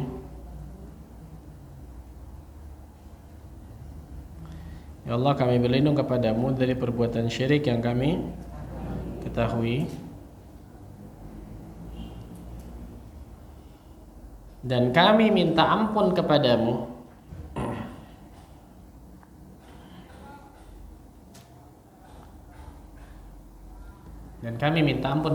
dari perbuatan syirik yang kami tidak ketahui. Itu berlindung dari syirik besar dan syirik kecil maksudnya. Ya Allah, kami berlindung kepadamu dari perbuatan syirik yang kami ketahui, maksudnya syirik besar nih. Kami ketahui ini syirik besar maksudnya. Dan kami minta ampun kepadamu ya Allah dari perbuatan syirik yang kami nggak ketahui. Jadi terkadang seseorang melakukan kesyirikan kecil, riya, sum'ah, dia nggak sadar dia melakukan itu. Maka disebut oleh Nabi asyirkul khafi, syirik yang ngumpet, syirik yang tersamar, syirik yang terselubung, nggak kelihatan. Jadi terkadang seseorang melakukan kesyirikan ini, ternyata dia nggak sadar melakukan kesyirikan tersebut. Nah, perhatikan baik-baik ini. Ini disebutkan oleh para ulama. Yang keberapa? Yang ke-8, malu kepada Allah.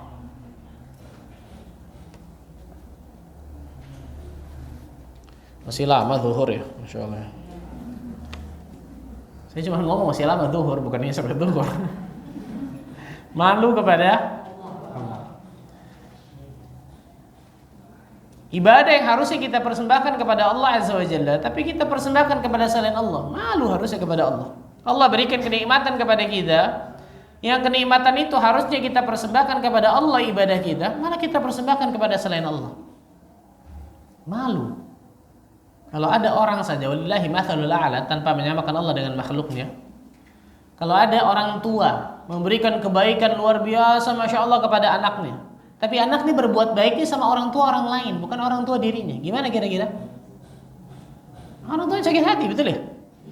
Itu manusia yang nggak bisa berikan macam-macam kepada manusia lainnya. Manusia nggak bisa berikan kesehatan, manusia nggak bisa berikan hidayah, manusia nggak bisa berikan surga. Allah Azza wa Jalla bisa berikan semuanya.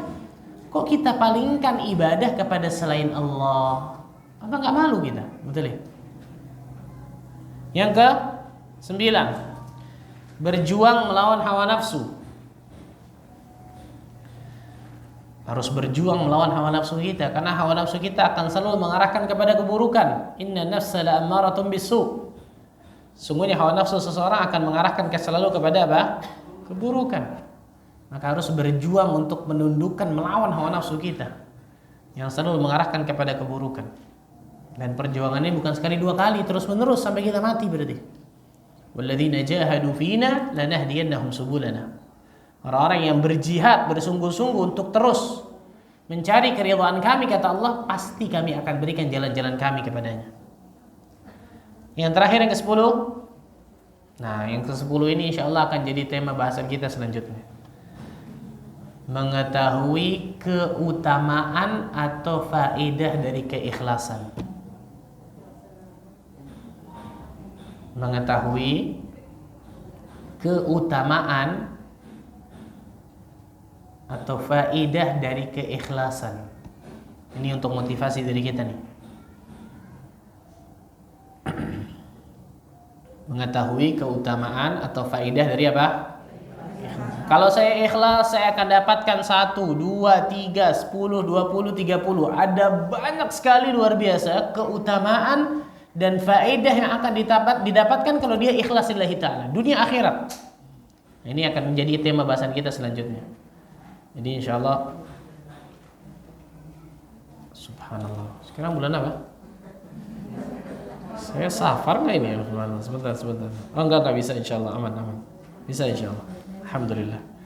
Insyaallah ta'ala kedepannya kita akan bahas ini. Apa saja keutamaan yang akan didapatkan, faedah yang akan didapatkan ketika orang itu ikhlas. Allah akan ampuni dosa-dosanya, Allah akan berikan kebahagiaan dunia akhirat luar biasa sebanyak-banyaknya. Ini untuk memotivasi diri kita nih. Kalau saya ikhlas, saya akan dapatkan keutamaan ini nih. Tapi kalau saya tidak ikhlas, satu pun keutamaan itu nggak ada yang saya dapatkan, bahkan sebaliknya itu azab yang khusus yang akan menanti diri saya. Allahu a'lam bishawab. Ini 10 hal kiat agar selalu ikhlas. Semoga Allah Azza wa Jalla berikan keikhlasan bagi diri kita, dan semoga Allah Azza wa Jalla jadikan diri kita orang yang selalu mendapatkan hidayah taufik untuk meniti siratal mustaqim. Allahumma amin. Silakan kalau ada yang mau bertanya. Ya. Waalaikumsalam warahmatullahi wabarakatuh.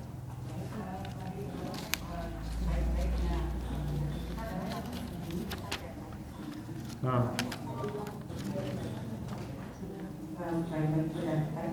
Yang bersembunyi, Ustaz. Bagaimana ketika kita melakukan ibadah sunnah berpuasa, tetapi diajak teman-teman makan atau gimana? Nolaknya gimana, Ustaz? Karena kita puasa tapi di sisi lain tidak mau sholat. Iya. Nah, sebenarnya bukan berarti ketika seseorang kelihatan atau ketahuan beribadah berarti dia pasti riya. Enggak. Yang paling terpenting contoh misal tadi tuh. Ketika dia puasa sunnah, Senin Kamis atau Ayyamul Bid, apapun itu. Tiba-tiba diajak makan atau kemudian ditraktir atau kemudian berkunjung ke rumah teman. Maka sebelum dia ngomong, yang paling terpenting apa? Saya cuma ngabarin doang, Afwan, saya lagi puasa. Selesai. Jangan ada dalam hatinya, Pak. Nah, ini nggak puasa sih, saya puasa sih, insyaallah. Jangan kayak gitu, perhatikan nih. Jadi ketahuannya amal ibadah kita ke orang lain bukan berarti hilang amal ibadah kita. Enggak. Yang paling terpenting apa? Hati kita. Hati kita. Kalau hati kita, bahkan kalau orang nggak tahu, berarti kan hati-hati nih. Orang nggak tahu nih kita puasa, tapi hati kita ujub, bisa hilang itu, betul ya? Oh, ini orang katanya soleh tapi nggak puasa, beda mana, masya Allah nih. Mana berarti lebih dari soleh nih, masya Allah nih. Dimuji diri sendiri akhirnya, subhanallah, hati-hati nih. Jadi yang paling terpenting adalah tidak jumawa akan amal soleh yang kita lakukan, tidak ingin dipuji orang, tidak ingin sanjung orang. Ketika dia mengatakan ini shaim, saya lagi puasa, tapi hatinya tetap apa? Berharap akan Allah Azza wa Jalla balasan Allah. Dia hanya memberitahu orang itu aja sudah, kan gitu ya. Dan jangan bohong juga, betul ya? Jangan bohong juga. Kenapa nggak makan? Enggak, saya sekarang lagi nggak makan, masya Allah. Kenapa diet? Oh bukan. Kenapa? Terus dikulik. Ini orang nanya terus, masya Allah. Sudah, apa lagi puasa? Selesai kan gitu. Oh, maaf ya, kan gitu biasanya. Yang paling terpenting adalah hati kita jangan sampai ingin dipuji orang, ingin dilihat orang, ini sanjung orang, jumawa, itu yang paling terpenting. Jadi ketahuannya amal saleh kita ke orang bukan berarti itu membatalkan pahala amal saleh kita, tidak. Wallahu a'lam bishawab. Ya. Menyambung dengan tadi apa tuh masalah puasa. Dimana itu kita puasa dan udah ngabarin kalau kita puasa dia bilang ya kasihan gitu kan, bilang kasihan, terus kita jawabnya apa? Kasihan nggak usah jawab bu, maksudnya. Dia bilang kan kalau ini Ya, iya kalau itu terserah kita. Sebenarnya boleh membatalkan puasa sunnah itu boleh. Boleh silahkan. Kalau kita memang ternyata misal kita diundang orang, memang undangannya untuk makan. Kita puasa ya makan dulu itu. Kecuali undangannya pernikahan contoh. Pernikahan wajib makan nggak? Enggak, wajibnya apa? Datang, betul ya? Yang penting datang. Ini kita kebanyakan pernikahan harus makan Pak Ustadz. Mana dalilnya harus makan? Yang wajib itu datangnya kan gitu ya. Kita sudah datang, mungkin salaman kepadanya dan seterusnya, mungkin langsung jalan, nggak ada masalah tuh duduk di situ kan gitu ya. Tapi kalau undangan tersebut memang undangan makan, kita datang. Kalau nggak mau makan ya jangan datang subhanallah ya. Atau nggak apa-apa lah saya puasa dengan karena kalau saya nggak membatalkan nanti mungkin hati dari saudara saya nggak enak sakit. Ini nggak apa-apa boleh silahkan. Kalau itu puasa sunnah. Tapi kalau itu puasa wajib, puasa qadha misalnya ibu. Qadha Ramadan belum nih, kemudian ibu puasa, ini nggak boleh dibatalkan. Ini tidak boleh dibatalkan kecuali dengan udzur syar'i sakit, misal parah dan seterusnya itu lain cerita. Tapi kalau puasa sunnah boleh pilihan. Boleh itu apa? Itu pilihan.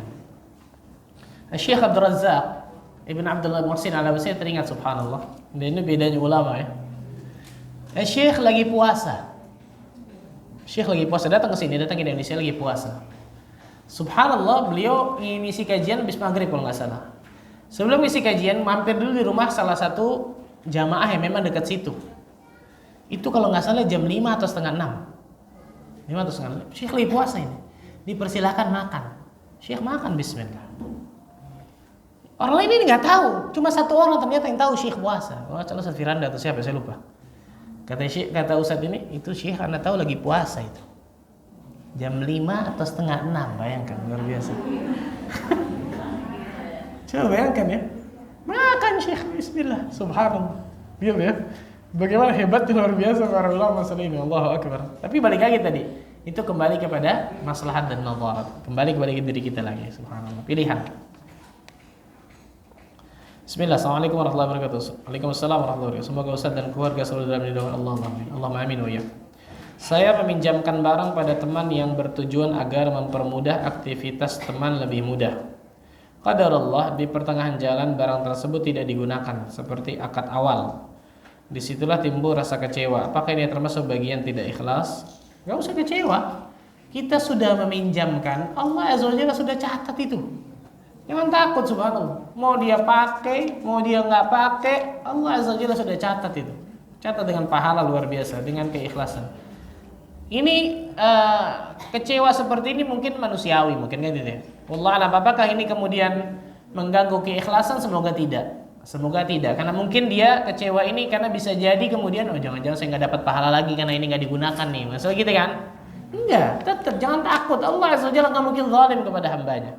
Allah Azza wa Jalla tidak mungkin zalim. Contoh, seseorang yang membangun menyumbang salah satu masjid misal, entah itu marmernya, entah itu apanya, tiba-tiba marmer diubah, hancurin. Dia nyumbang marmernya. Apakah kemudian hilang pahalanya setelah itu? Enggak. Allah Azza wa Jalla enggak, dari pendapatan raji enggak hilang. Allah Azza wa Jalla akan berikan itu walaupun misal marmer yang disumbang sudah hilang misal, sudah dihancurin, diganti mungkin yang lain. Allah Azza wa Jalla enggak mungkin zalim kepada hambanya. Jangan takut. Jika seorang ibu mengharapkan balasan bakti anak-anaknya sesuai dengan kemauannya, apakah itu termasuk tidak ikhlas? Ini jangan. Kalau ini jangan. Kalau ini jangan. Ditakutkan ada niat-niat yang akan mengganggu tadi susu yang murni tadi. Dia melakukan itu lillah. Perhatikan baik-baik. Kita melakukan segala sesuatu karena Allah dan Rasulnya, itu motivasi terbesar.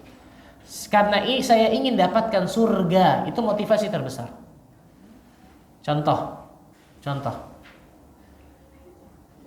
Ada orang tua, na'udzubillah, mungkin tanda kutip membuang anaknya dari kecil. Ketika besar Allah takdirkan terbalik, anaknya yang sukses masya Allah, orang tuanya ternyata tidak. Apakah berarti kemudian anak itu nggak ada kewajiban berbakti sama orang tuanya? Hah? Tetap wajib berbakti karena dia berbakti pada orang tua itu perintah siapa? Allah dan Rasulnya. Jadi motivasi terbesar ketika kita melakukan satu perintah atau meninggalkan satu larangan, ini diperintahkan oleh Allah dan Rasulnya. Ini dilarang oleh Allah dan Rasulnya. Motivasi itu nikmat itu. Jadi bukan karena orang berbuat baik kepada kita, kita berbuat baik. Salah. Laisal wasilu bil mukafi. Kata Nabi apa? Bukan orang yang menyambung silaturahmi itu bukan hanya orang yang menyambung yang sudah tersambung. Walakinnal wasil idza qata'aha wasalaha. Akan tetapi orang yang menyambung silaturahim apabila saudaranya kerabatnya memutuskan dia sambung. Kerabatnya memutuskan dia sambung. Kerabatnya memutuskan dia sambung. Itu memutuskan tali, itu menyambung tali silaturahim. Kalau kita mau pakai perasaan dan hawa nafsu, kerabat ini memutuskan, kita sambung nggak? Enggak, betul ya? Emang kerabat lo doang lo, kayak gitu ya? Itu kalau pakai apa? Hawa nafsu. Kalau pakai hawa nafsu betul. Tapi saya menyambung ini karena Allah dan Rasulnya. Perhatikan nih, motivasi terbesar dalam hidup kita harus itu. Jadi bukan ini, salah satu contoh orang tua kepada anak. Motivasi terbesarnya apa? Mendidik anak tersebut menjadi anak saleh dan salehah. Dengan itu otomatis itu akan panen pahala, Pak. Tanpa orang tuanya niatkan bahkan, subhanallah. Subhanallah. Karena kalau kemudian tadi tuh balasan bakti anak sesuai dengan kemauannya. Nah, kalau kemauan orang tuanya beliin rumah yang gedung, masya Allah dan seterusnya, anaknya nggak mampu. Apakah kemudian anaknya durhaka? Enggak, kan gitu ya. Maka lebih ahsannya. Atau baiknya seorang ibu hanya melakukan tugasnya dan hanya mengharapkan dari Allah dengan mendidik sepenuhnya. Ini betul. Tanpa mengharapkan kelak anak itu membalas. Betul. Ini jawabannya sudah. Itu jawabannya. Hada ahsan, itu yang paling nikmat. Sama seperti misal suami dengan istri, pasangan hidup. Saya jalankan kewajiban saya, hak saya diberikan, saya minta sama Allah. Hak saya diberikan atau tidak, saya minta sama Allah. Itu nikmat hidup tuh. Itu nikmat hidup tuh. Karena kita nggak akan pernah ditanya tentang hak kita dikasih sama orang apa enggak. Nggak ditanya sama Allah tuh. Apakah orang menunaikan kewajibannya ke kita atau enggak? Allah nggak tanya tuh. Tapi yang ditanya kewajiban kita tunaikan apa enggak. Maka seorang suami misal, kewajibannya dia tunaikan tidak? Menjadi seorang kepala keluarga. Adapun dia diberikan haknya atau tidak kepada istrinya, minta kepada Allah Azza wa Jalla. Allah nggak mungkin zalim kepada hambanya. Sebaliknya seorang istri misal, saya sudah ini Pak Ustaz, saya sudah ini. Sibukkan dirimu dengan dirimu, memperbaiki diri, kewajiban dan seterusnya. Adapun haknya diberikan atau tidak, minta sama Allah. Allah nggak mungkin zalim. Itu nikmat luar biasa hidup seperti itu. Jadi motivasi terbesarnya adalah tidak lain tidak bukan adalah karena Allah dan Rasulnya. Wallahu a'lam bishawab. Yang lain? Silakan.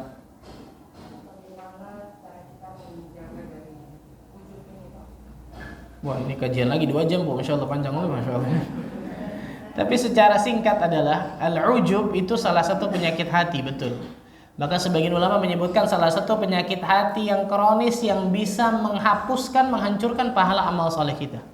Jadi selain riya, selain sum'ah, satu lagi yang bisa menghancurkan ini, al-ujub. Bangga akan dirinya, bangga akan kelebihannya, bangga akan sesuatu yang Allah berikan kepadanya. Ini bahaya, hati-hati. Entah itu harta, entah itu ilmu, entah itu kelebihan, apapun itu. Jadi ternyata banyak atau ada orang-orang yang Allah berikan ujian dari kelebihan yang Allah kasih kepadanya. Entah itu kelebihan harta, kelebihan ilmu, kelebihan hafalannya, kelebihan apapun. Tapi ternyata itu jadi ujian buat dirinya. Hati-hati, subhanallah. Hati-hati nih. Gimana caranya? Salah satunya kata para ulama, mengingat bahwa seluruh kenikmatan ini datangnya dari Allah Azza wa Jalla semata. Bukan dari kehebatannya sama sekali. Qarun mengatakan innama utituhu ala ilmin indi. Sesungguhnya saya mendapatkan harta ini semua ya karena ilmu saya, karena kehebatan saya. Allah benamkan ke dasar bumi itu hancur luar biasa. Karena dia lupa bahwa semua kenikmatan yang Allah berikan kepadanya berasal dari mana? Allah. Wa ma bikum min ni'matin fa minallah. Tidak ada satu kenikmatan yang kalian dapatkan kecuali itu semua datangnya dari Allah. Maka sadari dalam dirinya bahwa semua kelebihan yang ada pada saya ini Allah yang kasih, bukan saya. Bukan Allah subhanahu. Orang bisa suka sama kita, orang bisa ini, itu karena hebatnya tabir penghalang Allah dalam menutupi dosa-dosa kita. Bukan kehebatan kita sama sekali, tidak, subhanallah. Maka ingat tentang masalah tersebut tuh, bahwa itu semua datangnya dari Allah. Kalau Allah mau cabut sebentar itu semua tuh, betul ya? Bentar. Subhanallah, saya teringat satu kisah Imam Al-Mawardi kalau nggak salah, lagi ngajar seperti ini di hadapan muridnya. Tiba-tiba syaitan membisikkan dirinya untuk ujub. Jadi jangan ibu-ibu kira para ustadz, para ulama ini nggak ada syaitannya, betul ya? Syaitannya jenderal-jenderal juga sebenarnya yang ngegodanya. Ketika lagi ngajar seperti ini, syaitan membisikkan imam untuk ujub. Wah imam, engkau adalah orang yang paling alim di negerimu pada saat ini. Gak ada orang yang melebihi ilmumu, luar biasa. Maka Imam Al-Mawardi dalam hati lagi ngajar, dibayangkan lagi ngajar, dalam hatinya mengaminkan. Oh iya betul juga ya. Allah takdirkan lagi ngajar, ada orang nanya di ujung. Ya imam, saya mau tanya. Oh silakan. Pertanyaan seperti ini, seperti ini, seperti ini, seperti ini. Apa kira-kira jawabannya imam? Apa kata Imam Al-Mawardi? Saya nggak tahu jawabannya. Saya nggak tahu. Tiba-tiba murid di depannya ngomong, ya Syekh, imam, beberapa hari yang lalu atau beberapa pekan yang lalu, persis ada orang nanya seperti itu, dan engkau menjawab 1, 2, 3 seperti ini jawabannya. Yang ingat siapa? Murid di depannya. Allah hukum detik itu langsung luar biasa. Allah berikan apa? Allah berikan tanda kutip sentilan, gitu ya. Maka beliau mengatakan astagfirullah. Beliau duduk diam, astagfirullah, beliau istighfar. Beliau mengatakan, wahai murid-muridku, tadi syaitan datang kepada diriku membisikkan agar aku ujub. Tidak ada orang yang paling alim di negerimu kecuali engkau, yang paling berilmu luar biasa. Allah uji diriku langsung tuh dengan pertanyaan itu. Yang ingat padahal pertanyaan itu yang aku jawab, betul ya? Yang aku pernah jawab beberapa hari yang lalu tapi aku nggak ingat. Yang ingat muridku luar biasa. Maka jangan pernah ujub wahai murid-muridku. Allahu Akbar, detik itu langsung ambil pelajaran. Kalau Allah mau cabut sebentar, hilang itu semuanya. Betul ya? Apa? Wah hartanya 7 turunan nggak habis. Siapa yang bilang? Sebentar hancur semua itu. Qarun kunci gudangnya diangkat oleh orang yang kuat lagi perkasa. Kunci gudangnya, bukan dalam gudangnya. Kita dalam berangkas nggak ada apa-apa, masya Allah, sepi banget tuh berangkas tuh ya. Berangkasnya nggak punya, masya Allah, betul ya. Lihat rekening sedih setiap rekening, betul ya, subhanallah. Alhamdulillah ala kulli hal, betul ya, subhanallah. Ini kunci gudangnya diangkat oleh orang perkasa. Itu kalau bahasa kita bukan 7 turunan lagi, mungkin 70 turunan, betul ya. Habis hancur semuanya, ditenggelamkan oleh Allah Azza wa Jalla. Yatajaljal ila yaumil qiyamah. Terus menggulung itu sampai hari kiamat terjadi itu. Qarun dan semuanya, hartanya, keluarganya, habis luar biasa. Apa yang mau kita banggakan coba? Semuanya itu pemberian Allah Azza wa Jalla. Jangan pernah ujub kepada manusia. Jangan pernah apalagi apa? Berjasa tentang dakwah ini. Jangan. Kita sabar. Kita yang butuh dakwah ini. Dakwah ini nggak butuh kita sama sekali. Pantaskan diri kita di ranah dakwah ini, kata para ulama. Pantaskan dengan apa? Pantaskan dengan amal perbuatan kita, amal saleh. Jangan berbuat keburukan, jangan riya, jangan sum'ah, jangan tidak ikhlas. Karena dengan mudahnya Allah Azza wa Jalla akan mengganti diri kita. Kalau ternyata kita nggak benar, Allah akan ganti dengan jauh lebih baik. Merasa berjasa dan seterusnya, subhanallah. Wallahu a'lam bishawab. Itu mungkin yang saya bisa sampaikan ya. Semoga Allah Azza wa Jalla berkahi pertemuan kita. Semoga Allah Azza wa Jalla jadikan dari kita termasuk golongan hamba-hamba Allah yang selalu Allah berikan hidayah taufik ketemu di siratal mustaqim sampai nantinya Allah wafatkan diri kita semua dalam keadaan husnul khatimah. Sebagaimana Allah kumpulkan kita di masjid ini, semoga Allah bisa kumpulkan kita nanti di surga firdaus tanpa hisab dan tanpa adab. Allahumma amin rabbal alamin. Subhanakallah bihamdika asyhadu an la ilaha illa anta astaghfiruka wa atubu ilaik. Assalamualaikum warahmatullahi wabarakatuh.